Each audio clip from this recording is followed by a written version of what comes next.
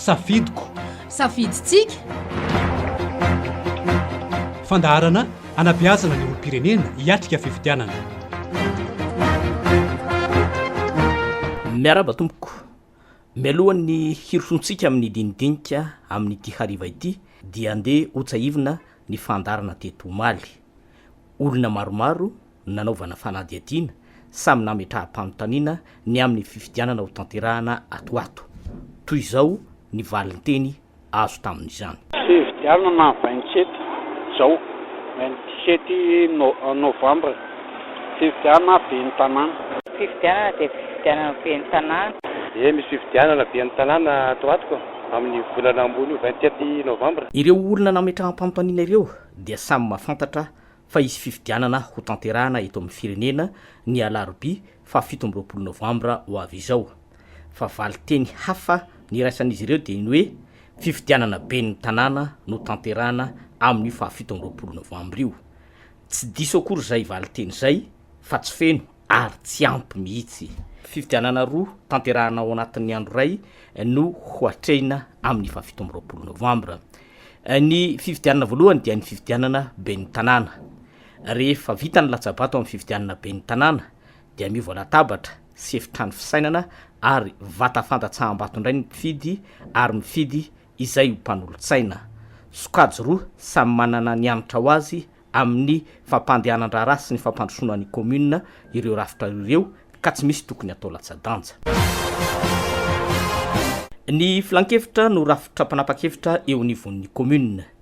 Ny fandikana azy amin'ny teny malagasy no somary mampisalasala fa tsy hoe mpanolotsaina ny ben'ny tanàna akory ny filan-kevitra fa tena mpanapa-kevitra mihitsy. Ny heverintsika hoe filan-kevitra na conseiller mantsy matetika dia toy ny hoe vakan-kevitra loharano fatsakana ka azo raisina na tsy ny hevitra rosiny. Fa tsy izany fa ny fanapahan-kevitra avy amin'ity rafitra ity dia tsy maintsy tanterahan'ny ben'ny tanàna sy ny mpiara-miasa aminy. Ho an'ny commune Ambonivohitra dia filan-kevitra munisipaly no iantsona azy conseil municipal, fa filan-kevitra communaly conseil communal ho an'ny commune Ambanivohitra.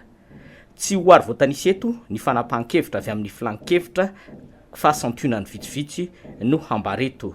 Ny teti-bola sy ny compte-pitanan'ny commune dia ny filan-kevitra no mandany azy.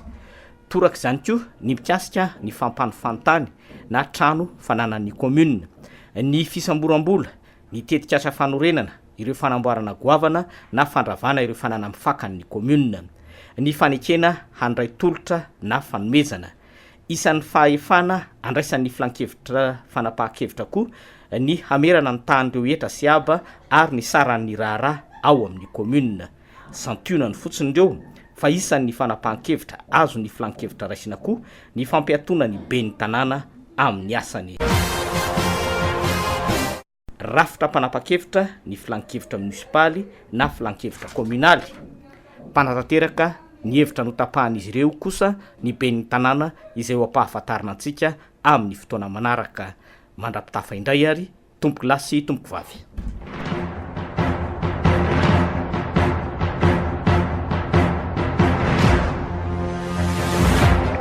safidiko safiditsika fandaharana anabiazana ny olo-pirenena hiatrika fifidianana.